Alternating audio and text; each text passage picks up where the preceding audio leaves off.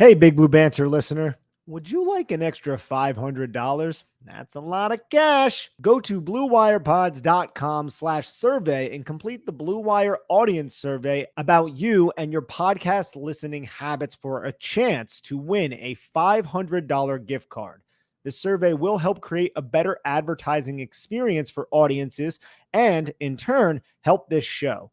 That's bluewirepods.com/survey, where all you have to do is answer some simple questions for a chance to win $500.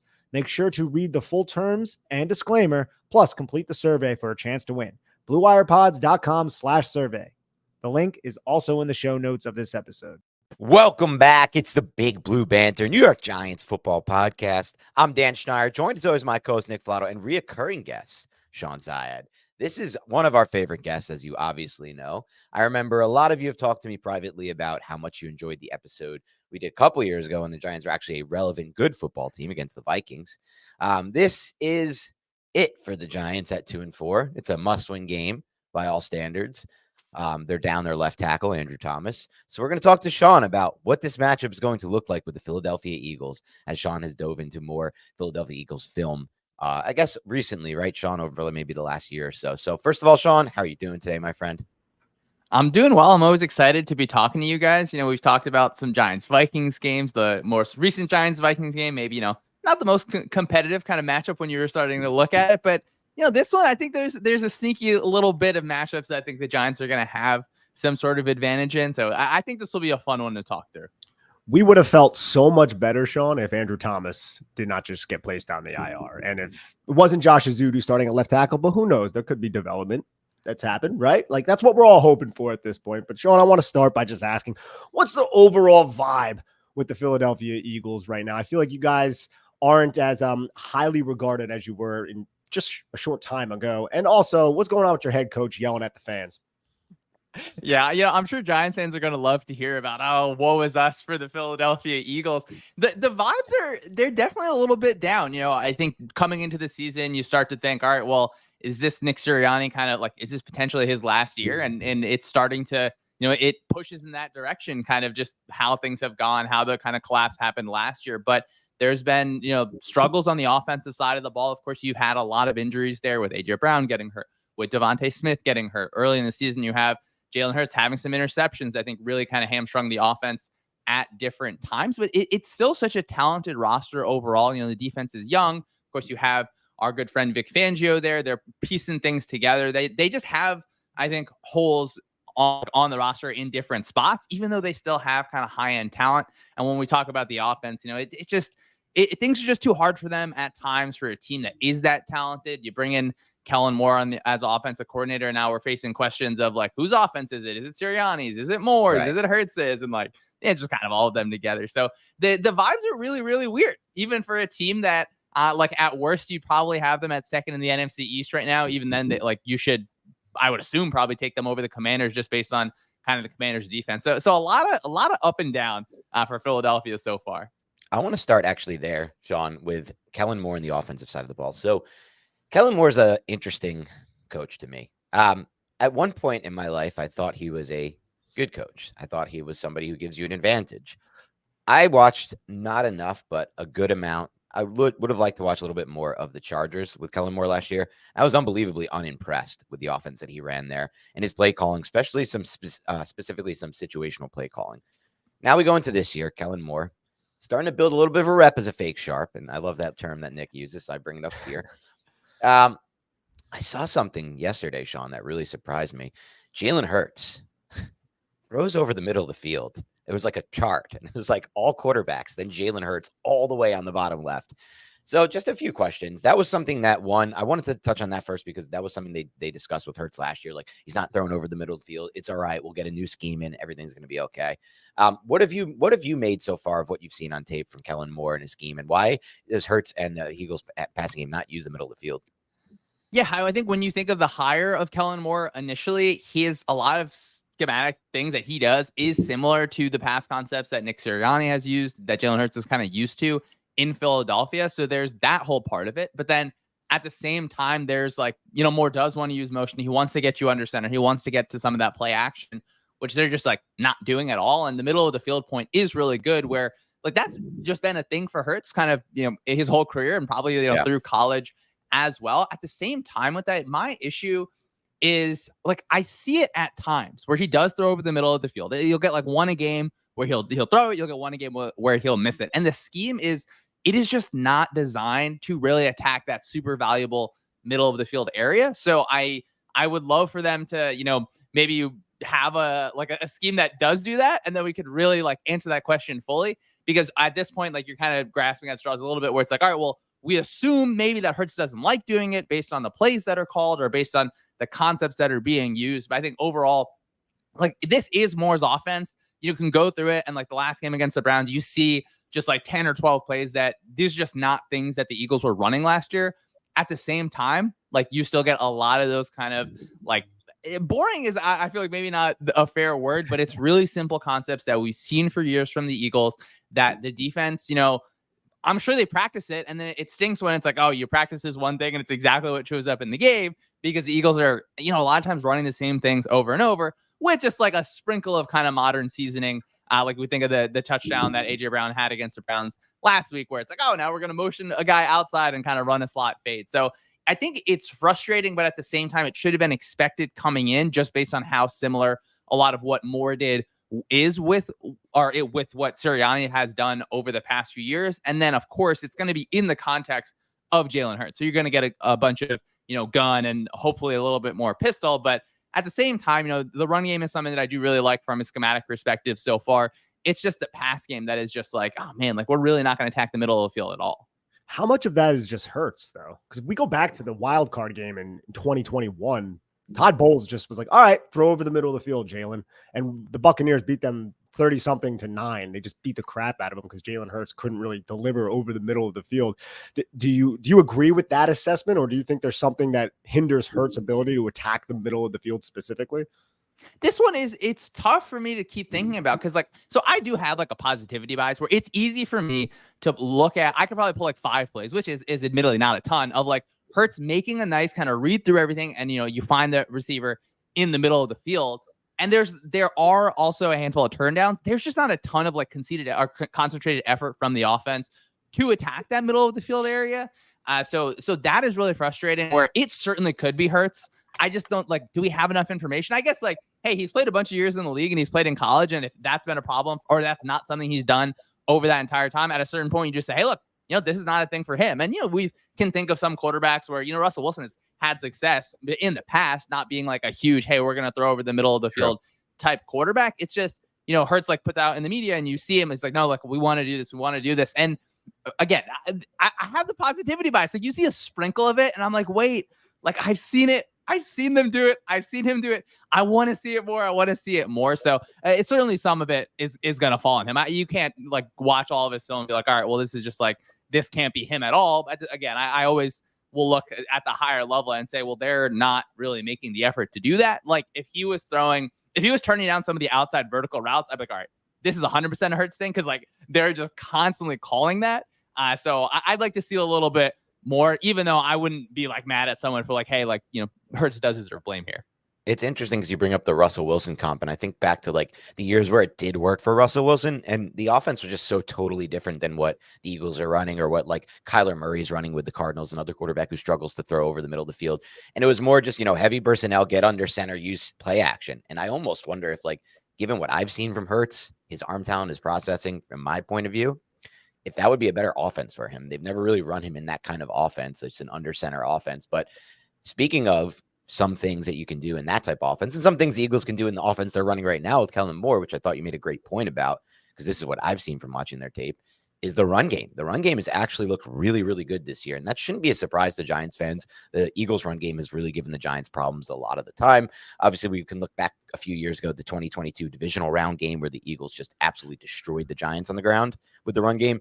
And what are some of the things and concepts and run plays? What kind of run scheme are the Giants going to face? Is it going to be zone? Is it going to be man gap? Are they going to mix it up? Yeah, so this one has been fun to watch over the first few weeks because early on it seemed like, hey, Kellen Moore wants to run that kind of outside zone a bit, but I don't know if you guys have heard this guy Saquon Barkley. I think he probably prefers to run downhill a little bit more. So they've really started to lean into inside zone in just strong ways where he's not having to like make a ton of decisions. Of course, he's still reading things through and he is doing a really good job in that way, but he's able to really just make one jump cut and go ahead and get downhill. So that's been a positive aspect of the run game. And then against Cleveland, they really wanted to, force Myles Garrett up the field, get outside of him. So you see a bunch of different ways to kind of pin and pull around the edge, or you fake pull a guard and now toss it in the opposite direction. So I do think Moore deserves praise for this run game because I've enjoyed the creativity and they've started to finally move away from some of the like very vanilla zone reads where Jalen Hurts is that kind of horizontal stretch, because it's just not effective anymore. Like, it's not even that Hurts, like, can he run? It's just defenses are mature enough to understand, hey, we can just send the defensive end at the running back, loop a linebacker over the top, and you're just not going to be able to get anything at this point. So they've done a bit better job using Hurts as a more downhill runner too, whether it's, getting into better like draw RPOs where, hey, we can throw a 5 and out, but we're probably just going to fold that center up to the second level and go ahead and run draw. So overall, it's been a really strong run game. I will say against Cleveland, they had some struggles on the interior of the offensive line against our good friend Dalvin Tomlinson. So that I think is going to be a massive thing to look for, because like it's not getting any easier against the Giants. They have Mekhi Becton at right guard, who he's just like a big bodied right guard. Like, that dude is moving people. He is absolutely a tackle at that guard spot. And it gives them some advantages. But again, you struggle a little bit in that Cleveland game, and then it starts to give you maybe just a touch of concern when you think about who you're going up against with the Giants. Before we get to the wide receivers, I wanted to actually ask you about the offensive line and who is the replacement with Jordan Mailata, because we opened the show talking about Andrew Thomas's absence. But Jordan Mailata is also a very good left tackle, and I'm unfamiliar with the backups behind Jordan Mailata and Lane Johnson. So what do the Eagles have to work with there? Are they going to have to change their scheme at all to possibly account for the fact that Brian Burns might be matched up against this left tackle? They have Fred Johnson, who he has played. He played in weeks 3 and week 4 a little bit, for actually a bunch, because filling in for Lane Johnson. So he's your swing tackle. He came in, you get a decent rep against Myles Garrett. I will say he's probably above what you would generally consider like, backup tackle, like this thing is over.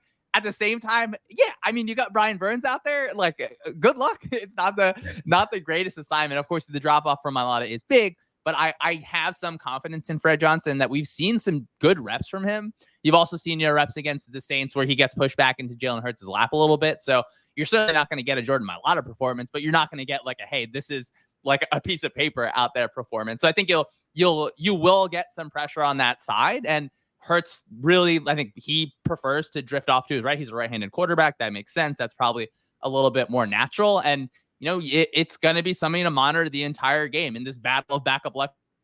Is just how much are the Giants able to push Hurts to his right. You get into that scramble drill, and you're throwing to the right, you're throwing it deep, the ball's tailing away, that ball ends up out of bounds, and you get enough third downs like that, and it's just like, oh man, like we start texting each other like, hey, this game's closer than we thought it was going to be. Sean, let's be honest though, guys, for a second. Stoutland could put Sean out there, and I think they'd be fine. Right? Yeah, Stoutland is so good. Like it's hard to remark upon like what we think of position coaches just in the NFL and who is good and who is not. Sometimes it's hard to see. He just gets so much out of these guys. It's a pleasure to watch the specific ways that they kind of execute their double teams. Then they are doing a few different things this year. So it does feel like Moore has some influence there. So I'm sure that's been fun for Stoutland, just doing a few different things. I want to ask you to take a step back for a second and maybe 30,000 foot view this thing from maybe more of a GM standpoint. So this offseason, Giants, Saquon Barkley hits free agency.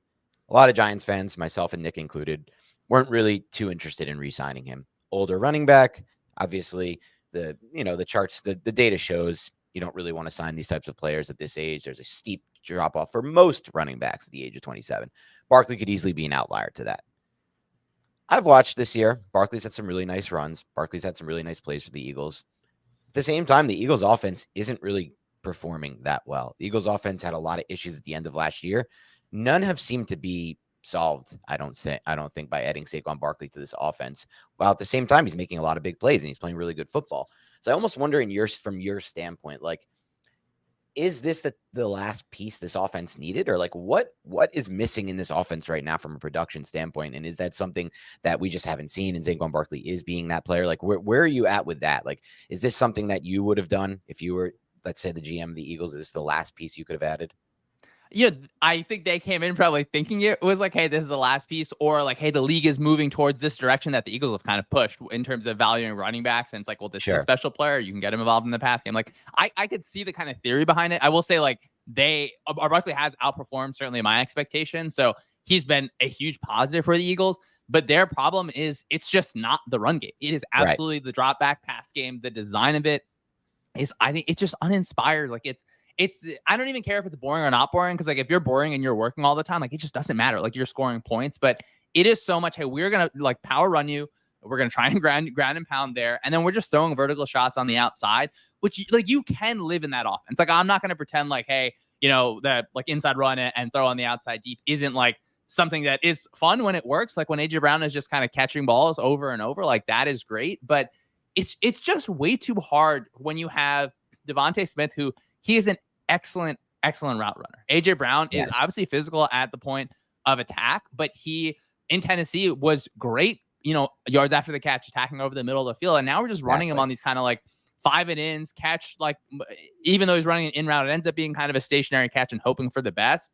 It's too much of, hey, we're better than you and we're going to beat you, where, that can work over years. But like as defenses get more mature, as they get more modern, as they understand things better, it's just way too hard. And again, I'm recognizing that I'm complaining to Giants fans here, but when you watch it, like the reason why teams are involved in these games when sometimes they shouldn't be is because it's just like a stick in the mud passing offense. So I don't think the run game is an issue for me, like candidly at all. Like it's just really because it's interesting, because you have Saquon Barkley, because you have a good offensive line, and you have that good offensive line, and Jalen Hurts, who, he could throw a good deep ball. Like he is very, very good at that. And he certainly loves to do that. He's like really high in first read throw percentage too. He's getting the ball kind of out to those vertical shots, but we got to have more creativity, because we can't just have defenses that are comfortable like the Giants should do the way they did against Jamar Chase, where you're kind of doubling a little bit, whether it's a corner in the face safety over the top. It's hard, two people playing man coverage. I would do that and just see like, all right, well, are you going to scheme anything open other than kind of like Devontae Smith on a little shallow cross, or like Grant Calcaterra? I want to add one thing on that, or Calcaterra. Come on, man, get it right. Always catching like 160-yard pass a game, just like leaks out.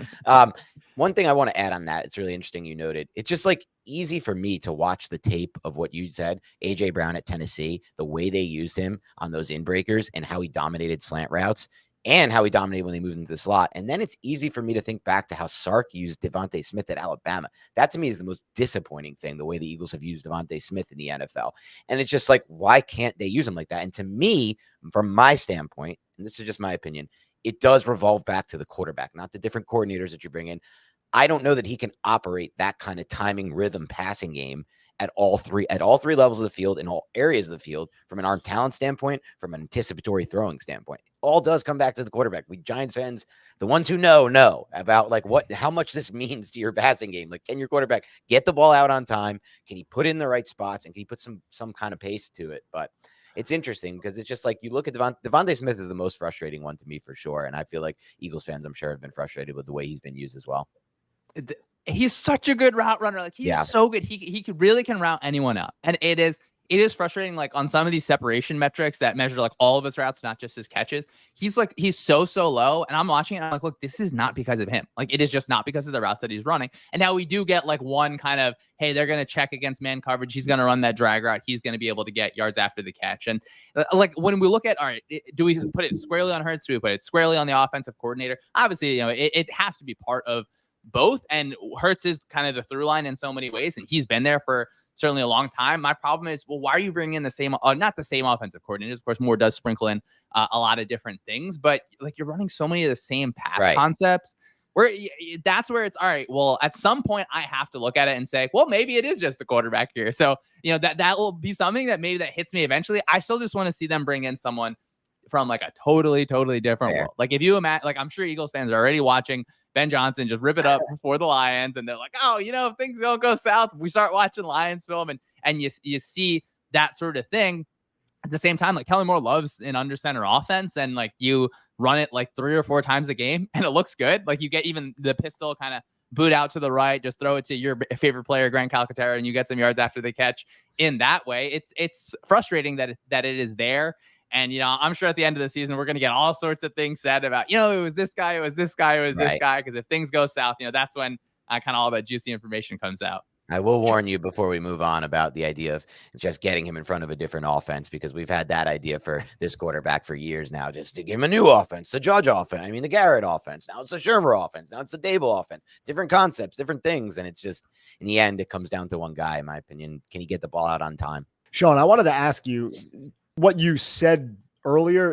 Is it more of an offense that's predicated on the Jimmies and Joes instead of the X's and O's? And when players like AJ Brown and Devontae Smith end up getting injured, the offense significantly suffers, and guys like Jahan Dotson can't step up. Now, that could be a product of the quarterback, Jalen Hurts, but at the same time, I think it's contingent on the offensive coordinator to help his quarterback out. Now, do you think, A, do you agree with that assessment? And B, do you think the coordinators just aren't really putting Jalen Hurts in a great situation to succeed when adversity hits, a la those injuries?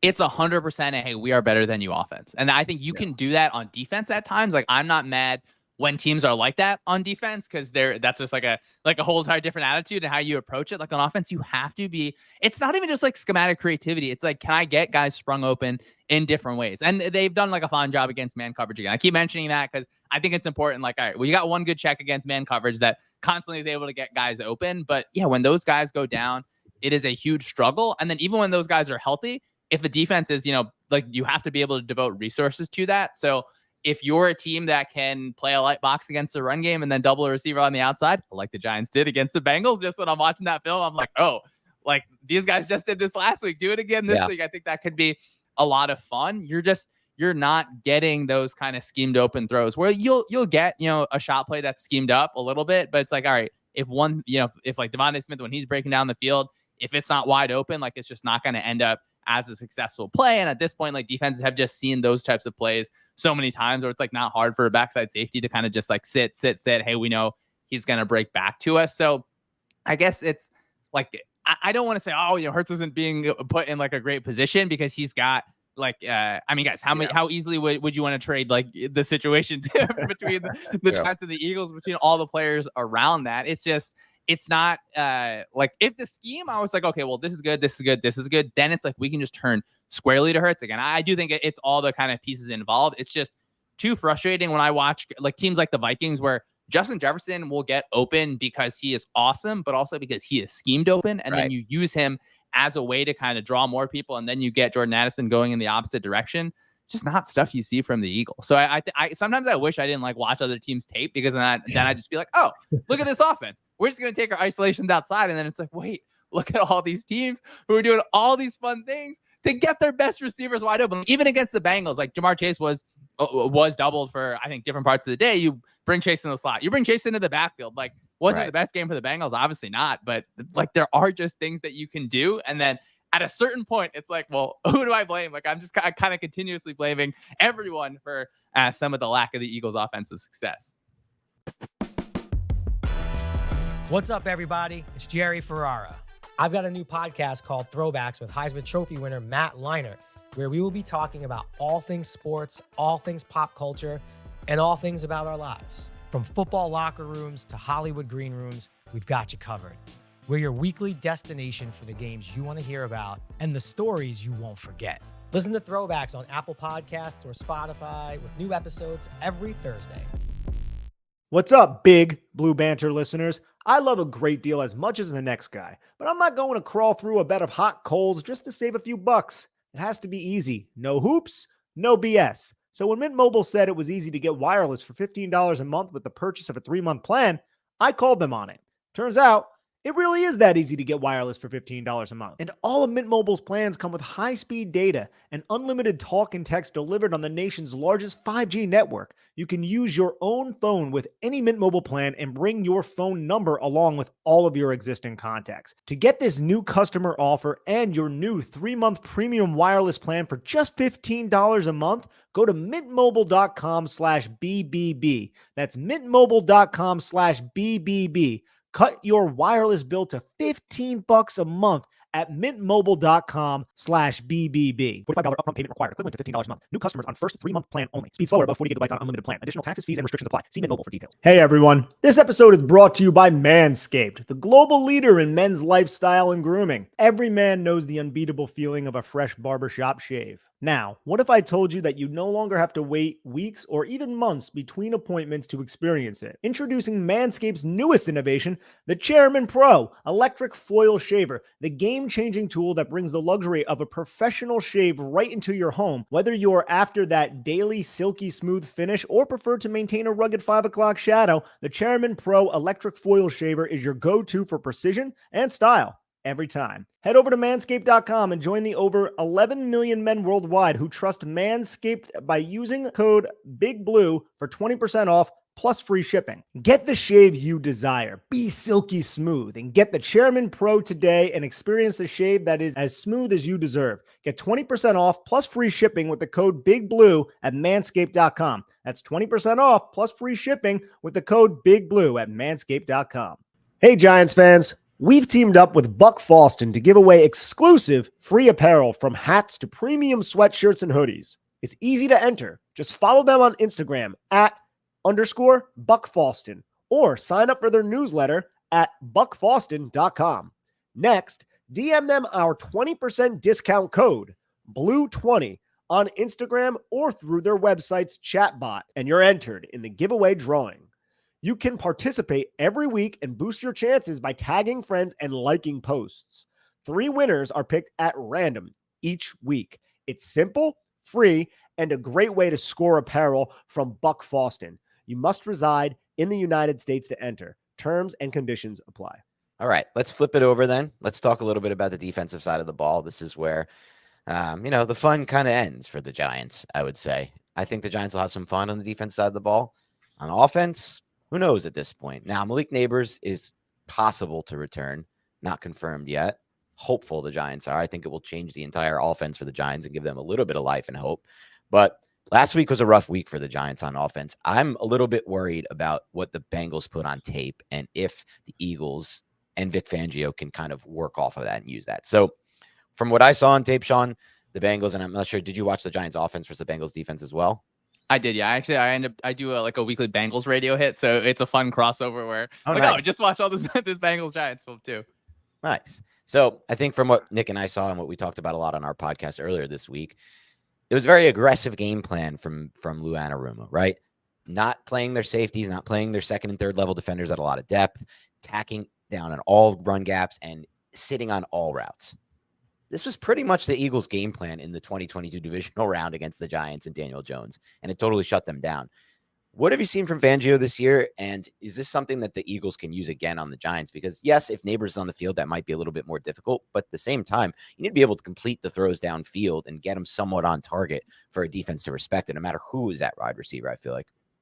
The defense has really been evolving through the season in, I think, a positive direction where the defensive line, it's not a dominant unit. Unfortunately, Jalen Carter is a dominant player, but all of those guys kind of put together, unfortunately, are not just creating like these insane pressure rates. And then on the outside, you get Quinyon Mitchell, who I think he has really, really exceeded expectations as a rookie, even though you're the first rookie cornerback taken. Still, as a young cornerback, it's not that easy to be playing the way he is. So that's been a real positive. At the safety position, you've had some trouble tackling at different points. You've had Zach Vaughn, who's emerged as a really good linebacker, and Nakobe Dean, who he's had some struggles in space, but I do think he's played a little bit better than I expected as well. But overall, it's still a unit that they're going to rank around the 20s in a lot of different ways.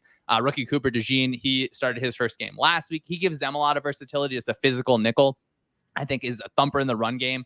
But overall, I think of it as a unit that you can just attack different points. I want to see the Giants really, really attack that slot spot in the pass game because the Eagles have shown some struggles just kind of passing off routes in different ways. I will say against the Buccaneers a few weeks back, they had a lot of issues where they were playing a little bit too far off. There's too much air in the coverage. You're getting that quick game over and over.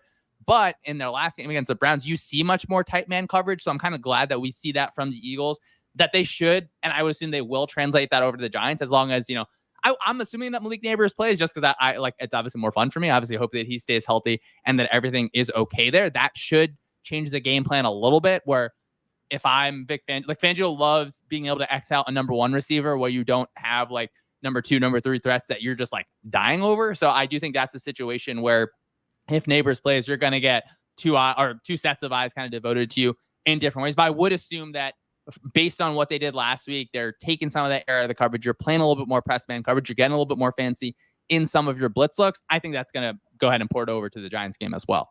I wanted to ask, how has Fangio worked the blitz? Because I saw that you guys blitz at like a 25% rate. It's about league average, maybe slightly less, according to Pro Football Reference. And then your pressure rate was around the same. So, and then you guys only have like 11 sacks, the Philadelphia Eagles.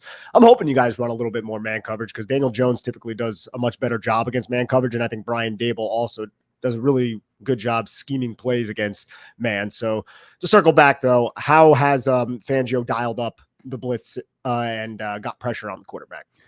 I think at Fangio's, like in his heart, he doesn't love blitzing. He would much prefer to rush with four. If you have a dominant four, you can get a pass rush, and then you can just have more fun on the back end with 7 defenders. I do think they've done, like Fangio over time has evolved a little bit where some of these looks where it's, the linebacker's man coverage, but now if the running back just stays in a touch, hey, we can blitz our linebacker and kind of layer over another linebacker in that way. So it becomes a situation where it's a blitz, even though it's like, the call is not necessarily, hey, we're sending a bunch of pressure, and he's going to send simulated pressures where he hasn't done it at like a huge rate this year, but you're going to get a defensive end dropping out, a linebacker kind of attacking in the middle. And then when you enter the red zone, I think Fangio really does like, once a team enters the red zone, like he will send kind of a max pressure, but there've been different times where he's probably sent more pressure than I think overall what I'm used to kind of watching Fangio. So I do think he's evolved in that way. I don't think he's ever going to be like hey, like I really, really want to just keep blitzing. I think that's been his solution to a little bit of a struggling defensive line where now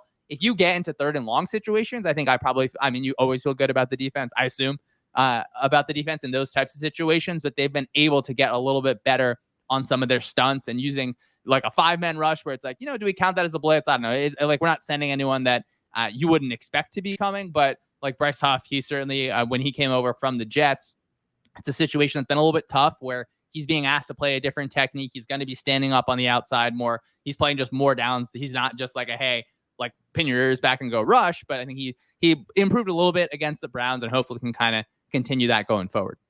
One area the Giants. Oh, sorry. Important to know one thing, Dan. Sorry to cut you off. No, go for Last year, Vic Fangio was the defensive coordinator for the Miami Dolphins, played the New York Giants, gave it to the New York Giants a little bit, didn't blitz all that much, though. Blitz at about a 25% rate.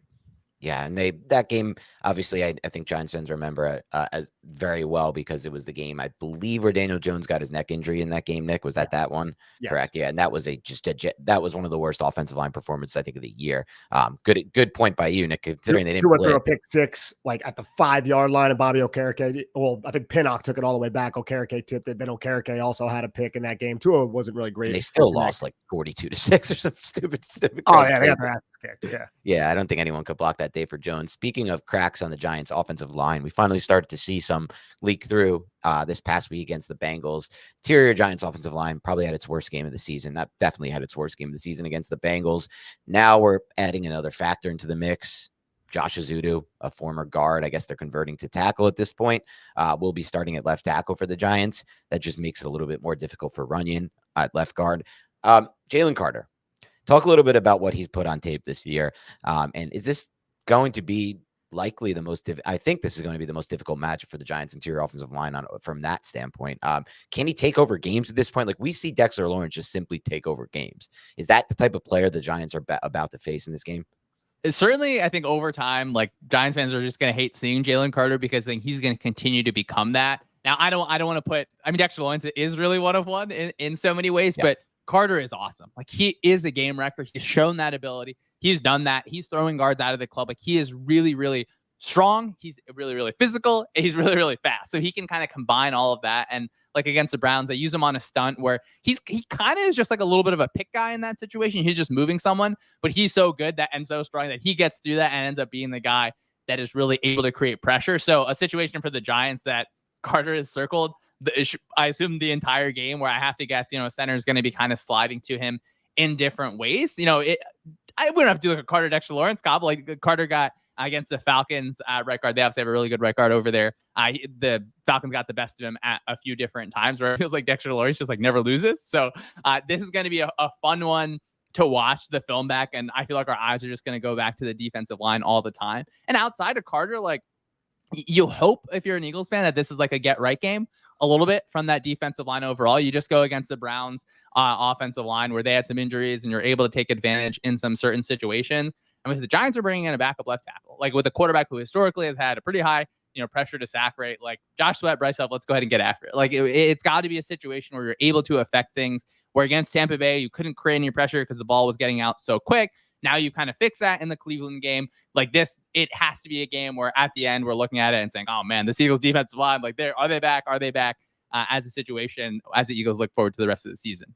Is it going to be a lot of Sweat against the Zudu, or does Vic Fangio like to kind of diversify his matchups, or does he usually stay on one side? Because that's somebody I loved at Florida State. That's actually how I ended up finding out about Brian Burns. I was studying Josh Sweat, and then I was like, who the hell is that guy? 99. He was like, oh, that's some like freshman.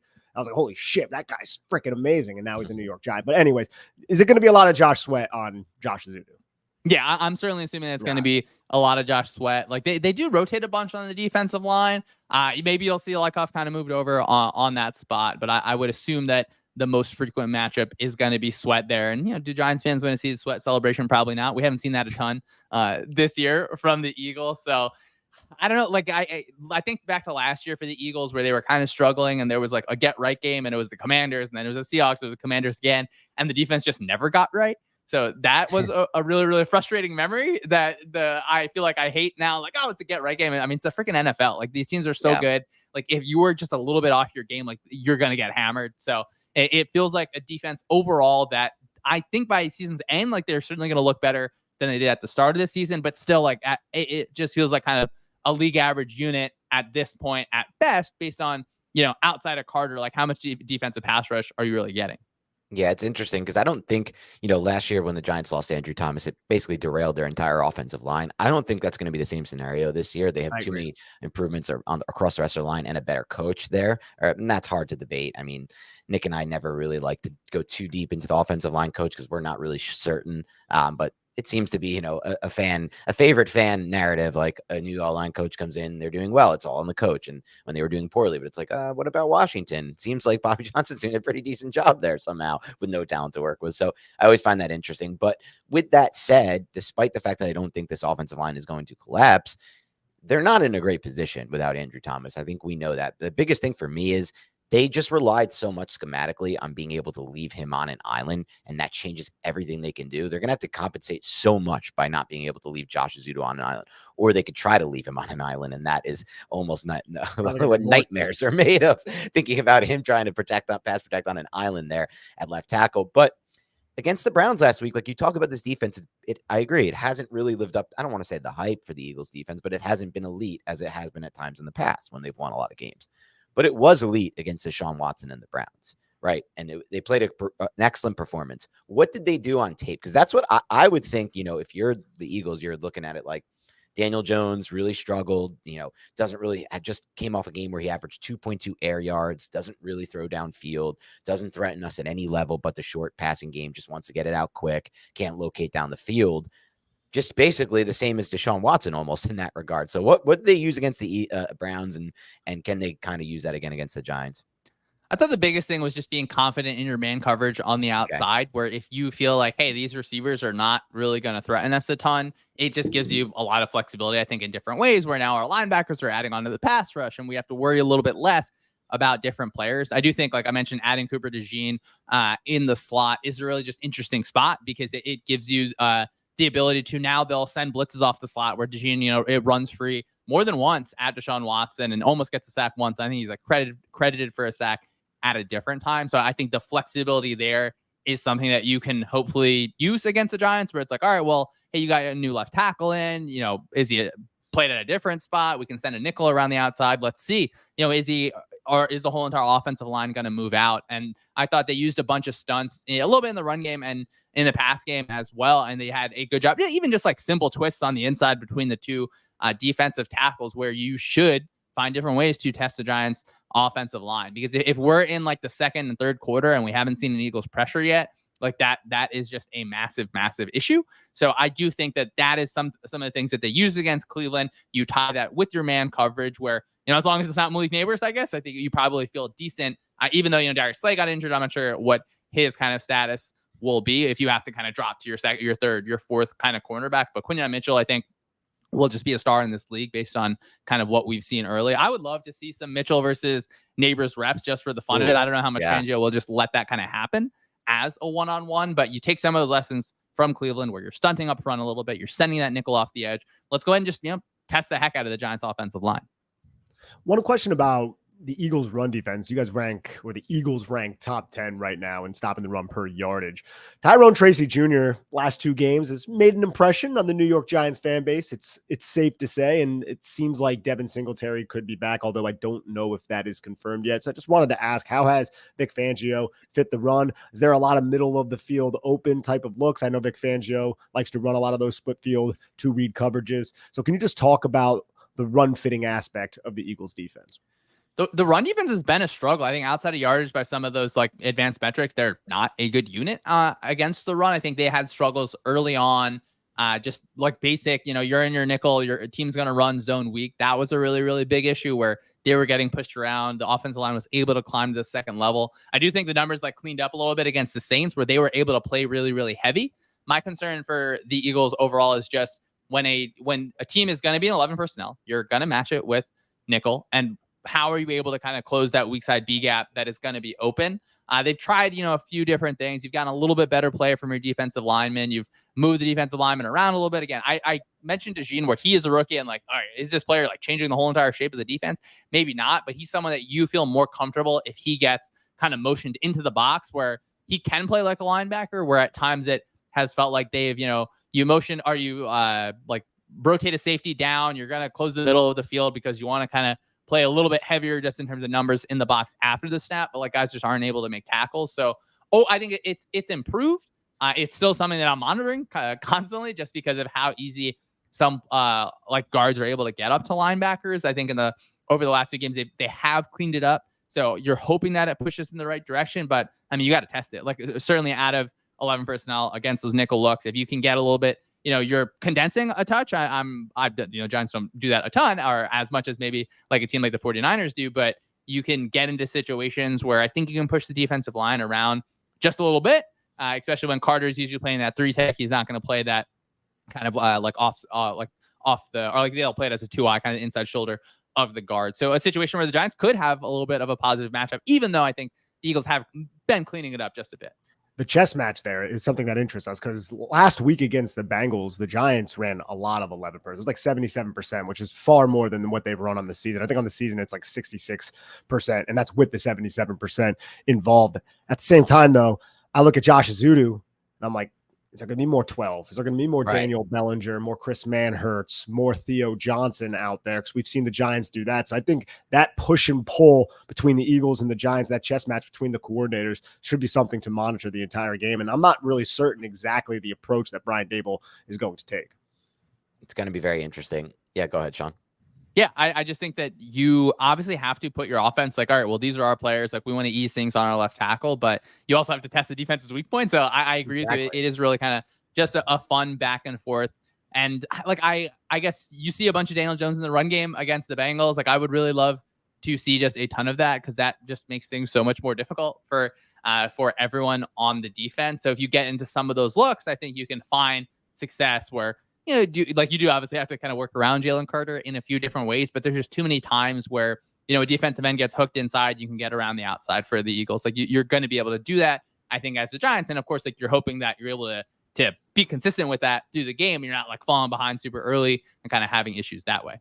It was interesting what Nick mentioned that we really didn't see it coming with the 11 personnel the Giants used against the Bengals and how much shotgun they were in. But I think a lot of it came down to what you just said, the matchup against the Bengals. They were really short in the secondary. And if the Eagles have been a little bit more susceptible in nickel and sub packages, we could probably see that again this week. And I think you're 100% right, Shawn. We will be seeing a lot of quarterback design runs. It's been a big part of this offense so far. I think the Giants are just looking for any way to generate yards since they can't really, their offense is very limited in a lot of ways. So we'll see if that happens. We'll see if that works. It's scary every time they run him because Daniel Jones has no regard, honestly, for his health on these runs. He's just slamming his body into these hits, neck, head first.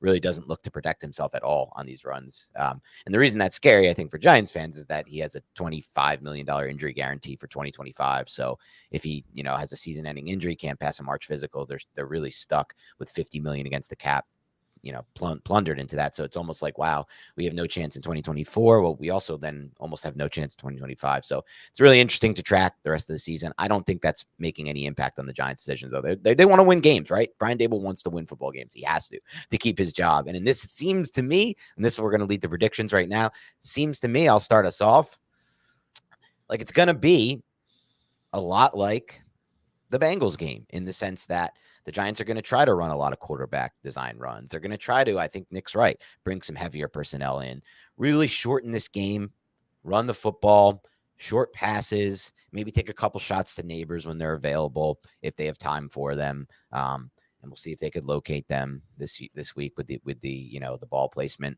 The goal, I think, is going to be for the Brian Daboll, as it always kind of is, ball control, punt when you're in spots where you could go for it, try to win this game 13-10. I really do believe that. I don't think there's any other way. I don't know if that's going to happen, though, in this game. I've been wrong on every single prediction this year, Shawn, which is crazy because I was really good in 2022. I predicted the Giants would win 9 games, and they did when everyone had them at 3 or 4. But I've been way off this year. I don't know what's going on with this Giants team. I cannot seem to figure out what's going to happen on a week-to-week basis. The loss of the loss of Andrew Thomas, putting in Azudu. Just where this team's trending. I think it's close for a while in this game because I really think Burns playing is going to help the Giants defense a lot against this Eagles team with the backup left tackle. For the first 2.5, 3, maybe 3 full quarters, I think the Giants defense will shut down the Eagles. And then I think we'll see a late touchdown from the Eagles. I'm going 20-10 Eagles. All right, Shawn, you take the next one, buddy. Yeah, I like that a lot. And I like the description because it does feel like, hey, this is just going to be like a little bit of an ugly game at different points. Like the Eagles have struggled so much, on the first quarter. They haven't scored a point in the first quarter yet, which is just like so frustrating. But I could definitely see like a bunch of 3 and outs, and you're just like, oh man, what's going on? I think I'm gonna go 21-17 Eagles. I think the Giants get a late touchdown to kind of add on to your prediction to make it just a little bit closer. But overall, it feels like a game for the Eagles where you really have to dominate this game in a few different ways. You have to be able to dominate on the outside. I think that, I do like the Giants defensive line a ton, but you're hoping that you're able to just create some success in the run game. I think it can flip then if like you have Malik Neighbors who's creating just problems for you on the outside, if you're not able to fit the run from an Eagles defense perspective, or if the Giants defensive line is just creating pressure, especially over that left tackle spot, or if the Giants are doing different things where you're crashing your defensive ends inside, you're looping those D tackles outside, you're pushing Hurts into a specific spot. But at a certain point, it's felt like, AJ Brown is just able to take over a game.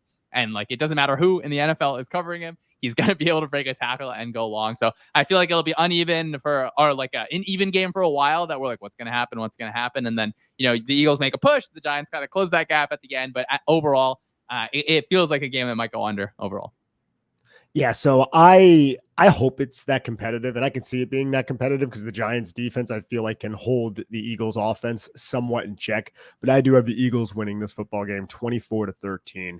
And I think it would be close, but then tail end of the third quarter, the Eagles score a touchdown. The Giants offense gets stifled. The Eagles maybe score either a field goal, another touchdown. Next thing you know, it's a 2-possession lead, and we're all sitting there like, is all too familiar of a feeling for Giant fans. Like, oh shit, we suck. And then we're going to go on the live stream and bitch about it, Dan. Yeah, this is our life. It's like a repeat. It's like what's Groundhog Day. Groundhog Day, yes. Like it just wakes up and it's the same day over and over for the Giants. But within it, we have these brief flashes of like, oh, it looks good again, like the Seattle game, and it's like, oh wait, that's just like one game out of every 4 or 5 or 6 or 7. Yeah, this is our life as Giants podcasters. One day it will change. We hope. It will. It's not a hope. It's a matter of when, not if. Just that when is hard to predict. But thank you so much for joining us today, Shawn. Really appreciate your time. Obviously, you had some great breakdowns. Tell everybody, because I forgot to do this at the beginning, where they can find your work. Always find me on Twitter at Syed Schemes. Go ahead and check out sumersports.com every Monday morning. I do a big article, just kind of all the fun things that happen across the league. So if you just want to watch Giants games, I'm not going to blame you. Just read my article, and then you're caught up on the rest of the league. And take a look at Sean's Twitter as well. There's some unbelievable film breakdown. So I know everybody who listens to this podcast enjoys that kind of content. So just gives you a good idea of what's going on around the league. And, in seasons where the Giants are a little bit more competitive, you're going to want to know their upcoming opponents and teams down the line. So get on it early. All right. Thank you, Sean. Have a great rest of your week, everybody else. And we'll talk to you soon. Take care, Sean.